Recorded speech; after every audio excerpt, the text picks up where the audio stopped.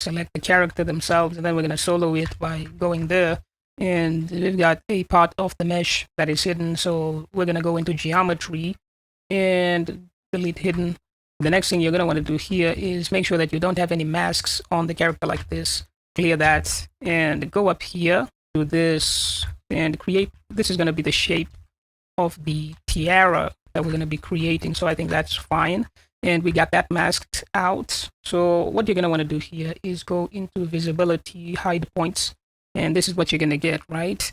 So the next thing you want to go is to geometry. And then you're going to want to delete hidden just like this. And then go into the masking tab and then grow a mask. And then you're going to want to disable everything except for border, mask by feature. And you can see that the mask there, we can maybe grow that, I don't know.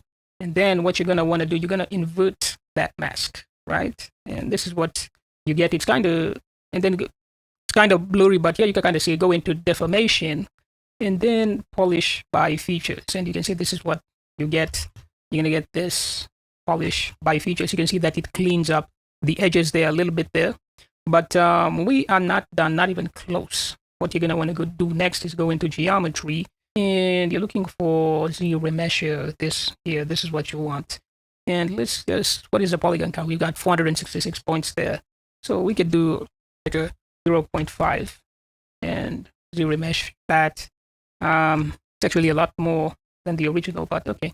We can do that by half, get that down, unsolo that. Let me just come back here. So open up our subtools here. And we can enable this. Use the gizmo, open up the gizmo while we've got that selected, and we're just going to push that out.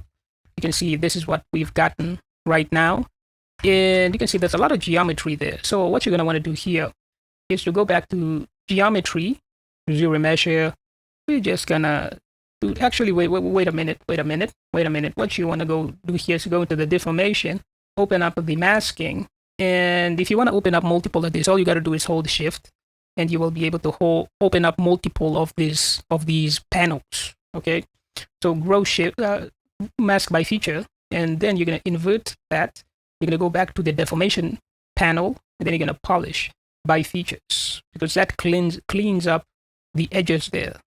And then you're gonna go back to geometry, and then now you can use the Z-remesher. You have to use the Z-remesher after you clean it up, otherwise it's not gonna work. You're gonna get a mess if you don't do that.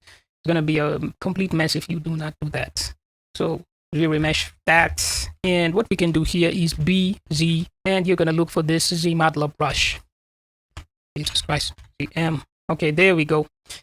Or press space on the edge. We're going to choose, for now, what we want is to delete. And okay, go back on the edge, choose delete that. Actually, we'll delete the one and this one as well. We'll delete, we'll delete all of them. And then we're going to go press space on while you're hovering on an edge like this. You can see that it's highlighted. And then if you press space, then you're going to get this window. Edge actions, choose insert. Over an edge, then you can do this. And we do that. You get this. Okay. What can we do here? Okay. Go here. Polyloop. Actually, polygroup. Choose polygon actions. Polygroup. Polyloop. And we can do this. We can do that, right? It depends on how you've positioned the cursor. That is what determines the effect that you get with that brush. So once we are here, what we can do is go into QMesh polygon actions, QMesh, and we can use polygroup all. It's going to use this polygroup and this polygroup because it's the same one. Going to affect both of them at the same time, so you can get that effect. You see, this is what we get. Now, something else we can do here is go here. Edge actions, insert, press. You get that many by pressing space while hovering over an edge or a polygon. So hovering over an edge, this is what we get. We can go in here, bevel it, and we can get something like this. So what we can do here is QMesh polygon actions, polygroup all. We can get something like this. Actually, wait. What we can do is we can BMV.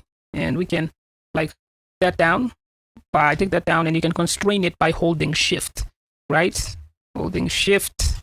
By holding shift after you press on the polygon on the like point, on the point. That's actually a point. And we can see that was with the move brush right here, BMV, move brush. That was with the move brush. That's what we used. And we're going to switch to the Z modeler brush again, BZM, this right here, MBZM, Q mesh, poly group, right? You can start to see an interesting pattern there.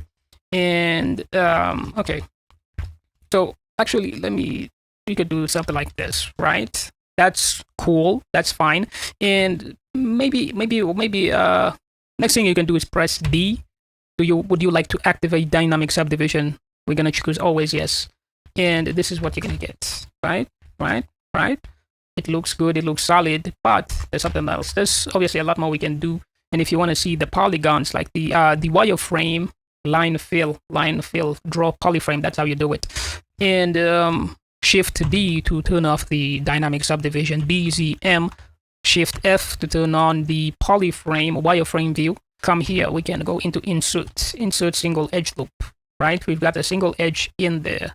What we can do here is press space on there, move infinite brush, edge loop complete, right? And then we could do something like that, something like this. Shift F D. Okay. You can see we're getting an interesting design, an interesting look there. Okay, what can we do here? We can, with the Z modeler brush still selected, what we can do is space, crease. Where's the crease? Crease, edge loop complete. Now we can do something like this. This entire edge all the way around is going to be creased. This one, no. This one creased as well. You'll know it's creased because you'll see the dotted line. There's like a really dotted line there. Like if we remove it and then we put it back in, then you might be able to see it. I don't know if you can see it on the screen, but it's there. We're going to crease this. And actually, let me show you. Like this is what it looks like, right? This is what it looks like now because of the crease. And if we remove the crease, then it becomes a lot less defined. So if you put a crease, it's going to help you, make it easier for you to retain the sharp edges, which is what we're looking for right now. And you can also use this right here to like something like this. And then if we enable the dynamic subdivision, you're going to get an effect that looks like this. If we okay, Shift D, we can do this. D. Okay, there we go. Right, you can see the sharp edge. And if we turn this on, look at that, you can see. You see that? You see how defined that is. It's because of the creasing. Turn that on. Now we've got some really sharp edges. That may not be what you want, but I'm just showing you that you can do that to maintain the sharp edges. That's how you get it. And if you feel like the geometry, you want more resolution in the dynamic subdivision, you can come up here to geometry on the geometry panel, which you will find in the tool window, geometry panel, dynamic subdivision, and then you come here. You can change the smooth subdivision level for the dynamic subdivision. So this is going to affect how smooth the mesh actually looks. So right here we can do like a 3, right? Do like a 3, and that is good enough. You can see if we lower this, that's what that looks like. Oh yeah, you can also mess with the thickness, but that's not something that we want right now. Put that, actually let me put it at 4. Yes. Now that is really good. You see that? That is really good. I think that's really good.